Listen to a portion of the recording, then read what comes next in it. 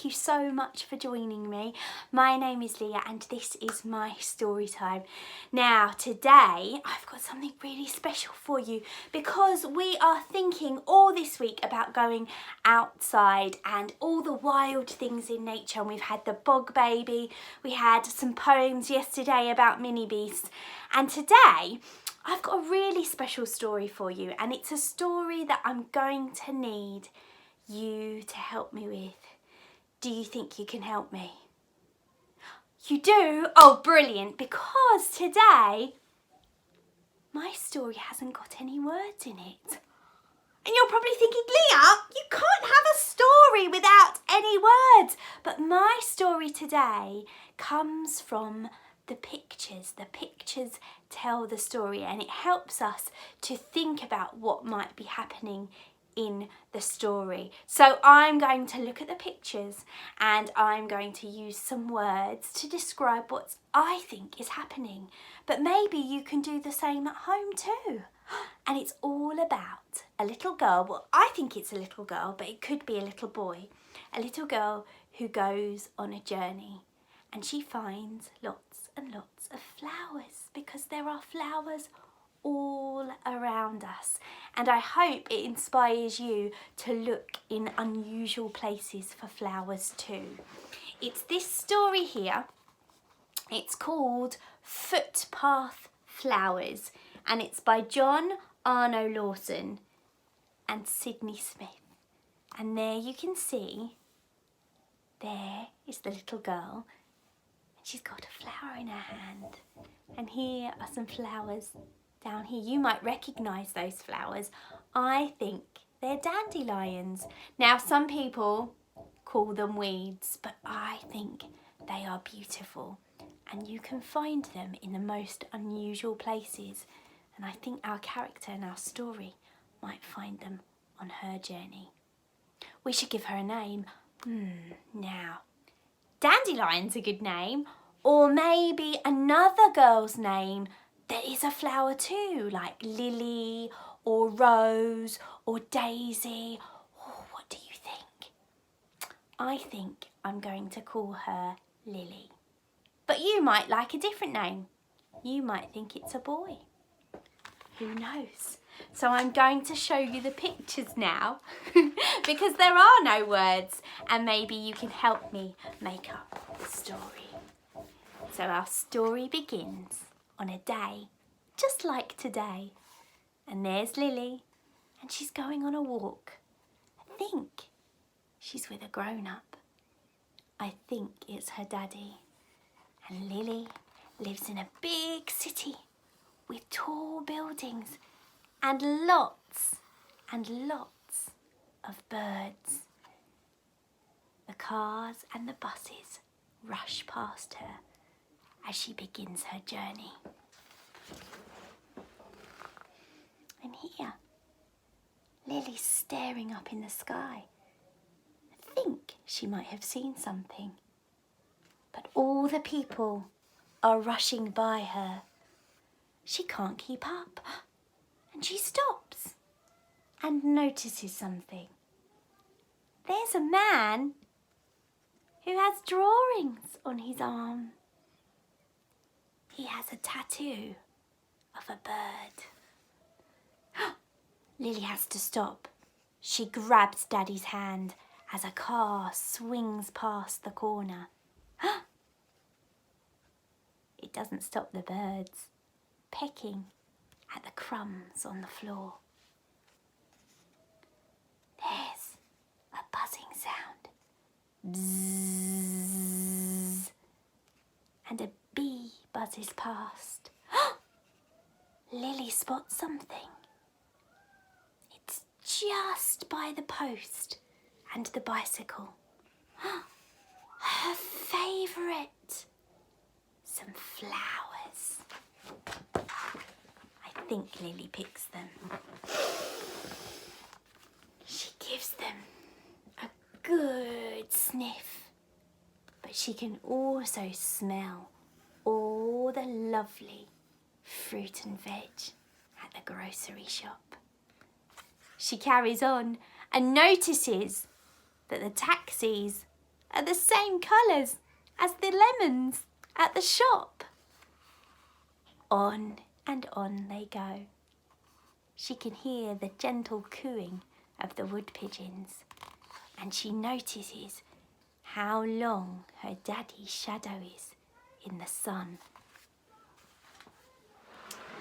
As they pass under a footbridge, something catches Lily's eye.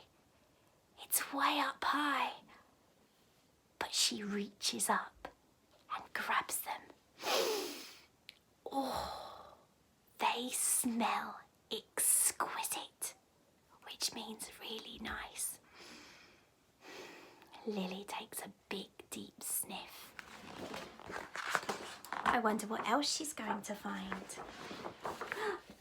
Daddy's phone rings, and while he stops to talk and everybody waits at the bus stop, Lily notices more and more flowers growing out of the cracks in the paving slab.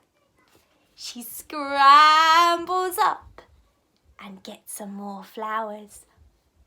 And then she notices her flowers are the same colours as the lady's dress at the bus stop. Lily's eager to find some more. Daddy yabbers away to his friend on the phone, and Lily notices all the brightly coloured bottles in the shop window. What a good idea! There's some flowers in a vase. Maybe she could do that too with hers, she thinks. They stop by the Chinese restaurant. The man outside watches as Lily finds another dandelion. She asks the dragon, "Is it okay if I have this one?" And he just grins. She's a little bit scared, so she just jogs away, back to find her daddy. More cracks in the pavement. And Lily notices that the cracks are a good home for the flowers. The birds are watching her. Her daddy's still yabbering on the telephone, but she's getting a good bunch of flowers now.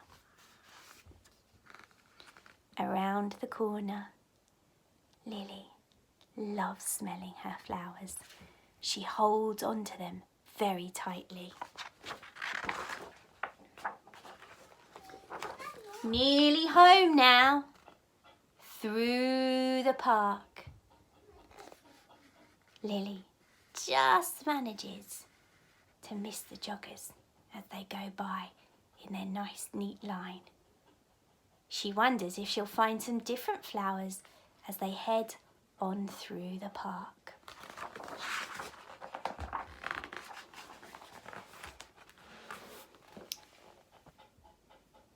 Lily notices something up ahead as they walk on the path. Oh, what is it? It looks like a bird. Lily lets go of Daddy's hand because she just wants to stop and look closely. What's the matter with it? She thinks it might be asleep. She runs after Daddy. She doesn't want him to get too far ahead. But she's left the bird some of her flowers. Maybe the bird will have them when he wakes up. Or maybe the bird is poorly and these beautiful flowers will make him feel better. Or maybe the bird is no longer alive and these flowers are a nice gesture from Lily. They carry on through the park. What's this?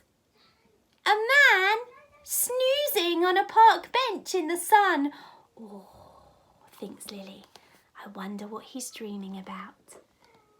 She asks her grown-up, her daddy, and very carefully so she doesn't wake him, she drops, these look like bluebells, or maybe buddleia, into the man's shoe. He'll love them when he wakes up. On and on they carry, through the winding path to the other side of the park. Not far to go now, Lily. I wonder where she's going. Daddy's seen his friend. Oh, and look! There's Scruffy the dog. Oh, Lily loves shaking his paw and giving him a pat. She can hear him. He does that to greet Lily. And what she left him? A present. Some flowers for his collar. Some of her special flowers. That will make him feel good. And look! Houses! We're home, Lily thinks. Oh, Daddy waves to the neighbours and the neighbours wave back. That makes Lily smile.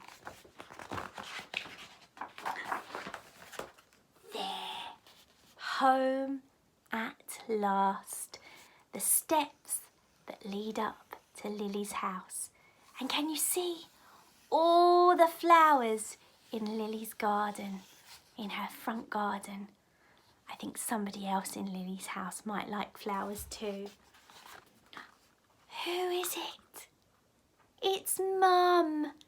Yes, Mummy does love flowers. Daddy greets Mummy with a kiss too. And Lily has left flowers in Mummy's beautiful red hair. I think Lily might be going to explore in her house now. She's gone straight out to the back garden. And here she finds, I think this is her brother and her little sister.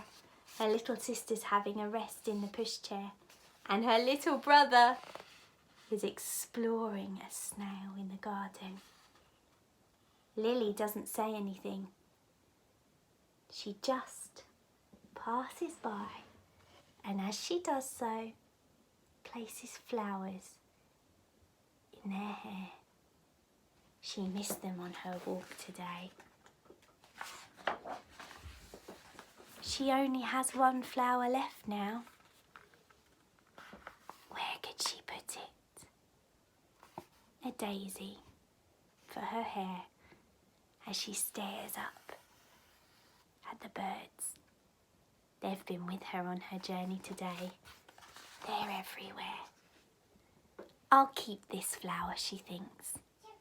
My very own footpath flower.